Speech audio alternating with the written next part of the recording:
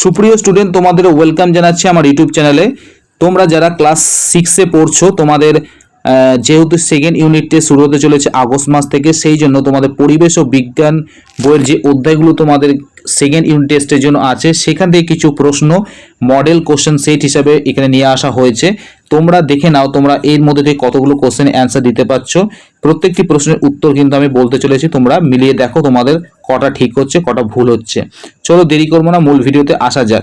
প্রথম প্রশ্নটি তোমাদের জন্য আছে, চোখ ভালো রাখতে সাহায্য করে কোন vitamin? Vitamin A, vitamin C, vitamin D, vitamin B. সঠিক অ্যান্সারটা হয়ে যাবে ভিটামিন এ।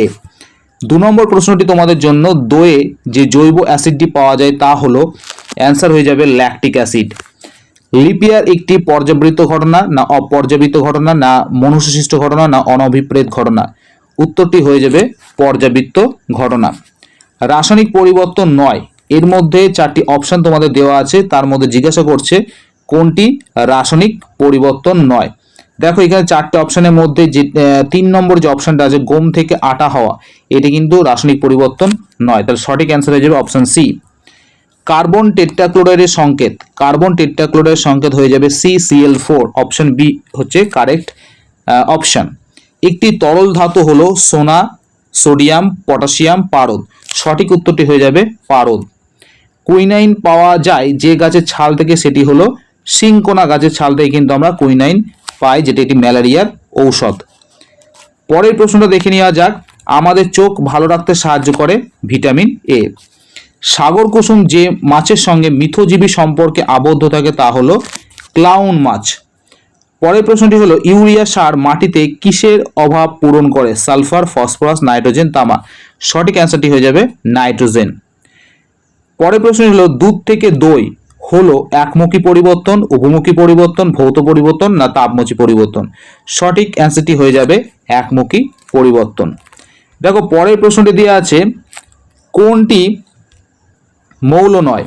এর মধ্যে সঠিক অ্যান্সারটি হয়ে যাবে অ্যামোনিয়া। পরে কিছু দেওয়া আছে, দেখো অতি সংক্ষিপ্ত উত্তর দাও প্রশ্ন। প্রাকৃতিক রবারের একটি ব্যবহার লেখো। প্রাকৃতিক রবারের একটি ব্যবহার হলো, আগেকার দিনে কিন্তু গাড়ির টায়ার প্রস্তুত করা হতো এবং বর্তমান দিনেও কিন্তু প্রাকৃতিক রবার দিয়ে এখনও পেন্সিলের দাগ মোছার ইরেজার তৈরি করা হচ্ছে। পরের প্রশ্নটি তোমাদের জন্য আছে, সেটি হলো একটি রাসায়নিক কীটনাশকের নাম। রাসায়নিক কীটনাশক ব্লিচিং পাউডার হবে, এছাড়াও ডিডিটি হবে। 3 নম্বর প্রশ্নটি, ভৌত ও রাসায়নিক পরিবর্তন একই সঙ্গে ঘটে, একটি উদাহরণ দাও। একটি উদাহরণ হচ্ছে তোমার মোমবাতির দহন বা মোমবাতি জ্বালানো, বলতে পারো একটি উদাহরণ হচ্ছে তোমার ভৌত ও রাসায়নিক পরিবর্তন। একটি অধাতুর নাম বলো যা তাপ ও তড়িতের সুপরিবাহী। উত্তরটি হয়ে যাবে গ্রাফাইট।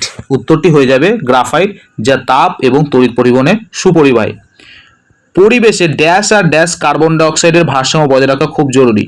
পরিবেশে অক্সিজেন আর কার্বন ডাইঅক্সাইডের ভারসাম্য বজায় রাখা খুবই জরুরি। কাঠ পালিশ করার জন্য যে রজন লাগে সেটি কোন উদ্ভিদ থেকে পাওয়া যায়? উত্তরটি হয়ে যাবে পাইন গাছ থেকে। অর্থাৎ কাঠ পালিশ করার জন্য যে রজন আমরা পাই সেটা পাইন গাছ থেকে কিন্তু আমরা পাই। দেখো পরের প্রশ্নগুলি কি আছে দেখে নেওয়া যাক। প্রথম প্রশ্নটি হলো, সাগর কুসুম ও ক্লাউন মাছের মিথজীবী সম্পর্কটি লেখো। দেখো সাগর কুসুম আর ক্লাউন মাছ কিন্তু একসঙ্গে থাকে, তাহলে এরা কিভাবে পরস্পরকে সাহায্য করে? ক্লাউন মাছ সাগর কুসুমকে সাহায্য করে, কারণ আমরা প্রত্যেকে জানি সাগর কুসুমের শত্রু হচ্ছে বাটারফ্লাই মাছ।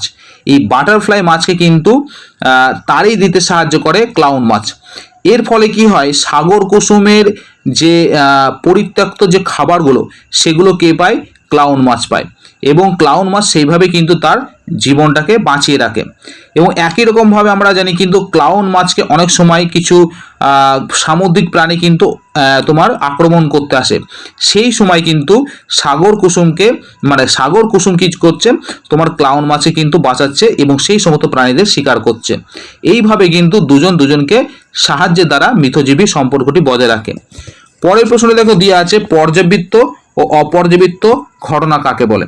পর্যাবৃত্ত ঘটনা হচ্ছে সেই সকল ঘটনা যেটি একটা নির্দিষ্ট সময়ান্তর হয়। এখন যদি তোমাদের বলা হয় যে জোয়ার ভাটা, এটা একটি পর্যাবৃত্ত ঘটনা, কারণ 6 ঘন্টা পর পর কিন্তু জোয়ার ভাটা হয়। আরেকটি উদাহরণ বলা যেতে পারে তোমার, সেটা হচ্ছে লিপ ইয়ার।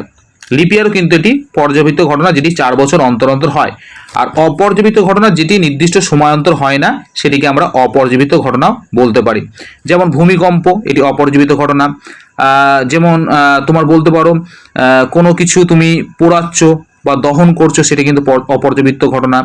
তারপরে রাস্তায় প্রতিনিয়ত যে যানবাহন চলাচল করছে, এটি কিন্তু অপর্যাবৃত্ত ঘটনা। এগুলো সমস্ত কিন্তু অপর্যাবৃত্ত ঘটনার উদাহরণ।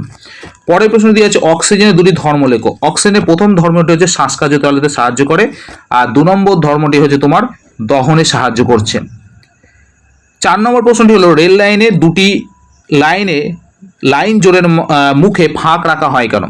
তার একটাই কারণ হচ্ছে, কারণ আমরা জানি লোহা যেহেতু এটি ধাতু, এবং সেই লোহা ধাতু যখন তাপ পায় তখন কিন্তু তার দৈর্ঘ্যে প্রসারণ ঘটে। সেই কারণের জন্য কিন্তু দুটি লাইনের মাঝে ফাঁক রাখা হয়, যাতে দুর্ঘটনা না ঘটে।